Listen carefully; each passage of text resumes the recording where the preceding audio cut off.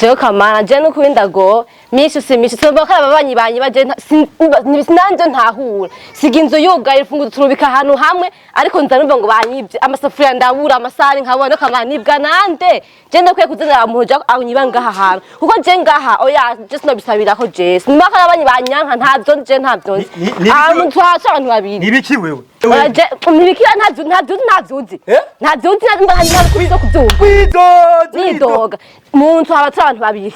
jewe nawewe n'umwana nagiye kwishuri nawe nsiga inzu nugaye kandi mvutubika ahantu hamwe usanga banyivye amasafuriya jewe ndankaya isafuriya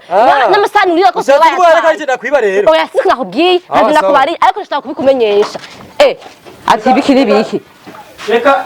kwimera umutwe nimere imitwe ibiki n'ibiki ahubwo navyo bazi je ndagiye ku kazi nkuko bisanzwe ekaje ngiye ku kazi naje ngiye kuri barahana sigaje mumbwire ibiki ndavuga ati niko gusubira jewe ndagiye ku kazi kamisi yose je kwiba amasafuriya ibiki n'ibiki ahubwo navyo bazi jewe nzokira yuko utayimira amasafuriya hari ibindi none ndiko nakubwira ndagize nawe rero ndazoguha amafaranga hanyuma uburaho biteka uburaho bingaburira jere ndagiye ku kazi ikagera ndagiye kwa habasigaraje reka nigiye na kare ndakora akiri kare uwuhanye baje rindira zora ko ntazamufata abona kuva banyibiye umenga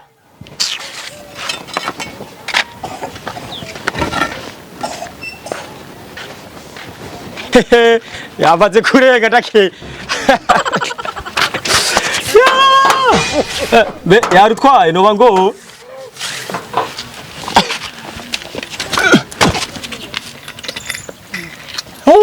kuri nyegeza ngaho ngo fisa akazi nkora kahe bafise akazi nkora ngo baranyiba ngaragirane ahubwo bakwiba buhoro kumbe ntazi kari jewe ashi uyu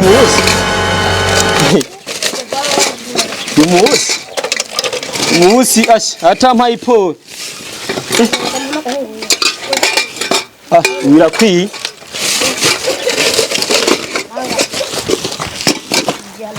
reka nsubire n'ubugari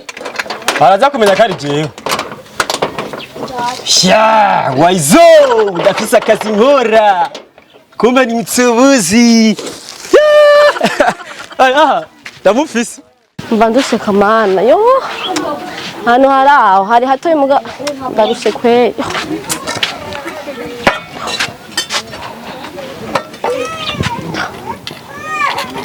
gira ubuhoho kamana imana ifashe sisange banyivye from kono bangowe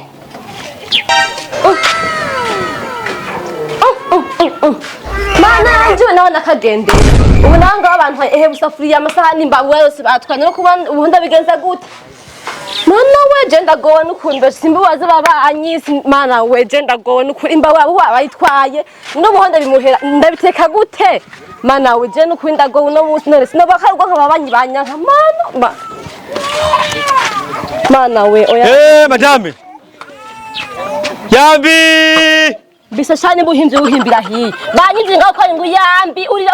umugabo mu rugo arataha muzima ngo ukangagura musu ukangakunda musa motife ngo byabaye cyane hazi byabaye habaye ibiki ibintu byo byandenze narambiye je narambiwe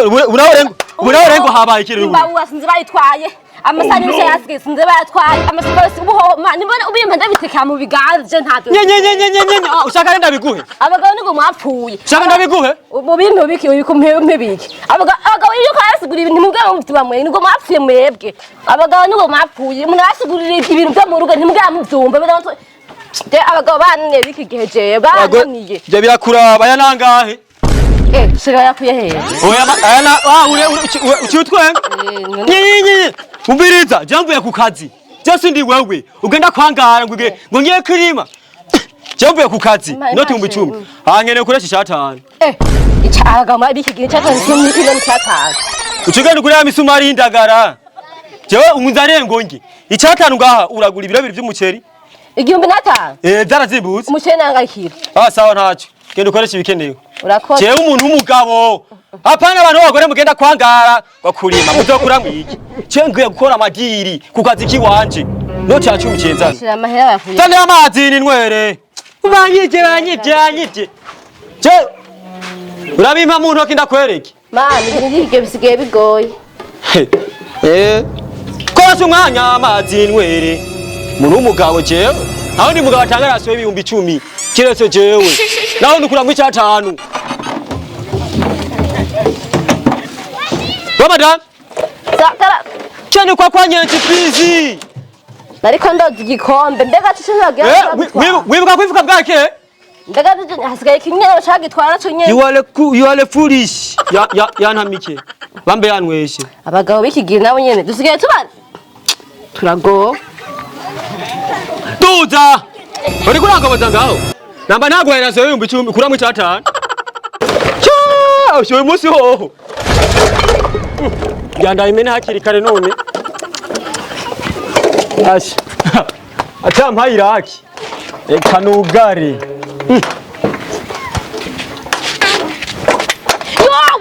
ndagufasha bijanye hibi madame oya ibi bijanye ntaza madame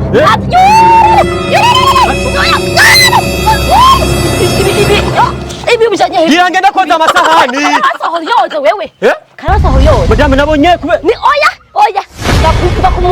kumurima ndasa kumene nge mu murima none wewe horanza basari bakoza saka byose Rwanda Tena girangeke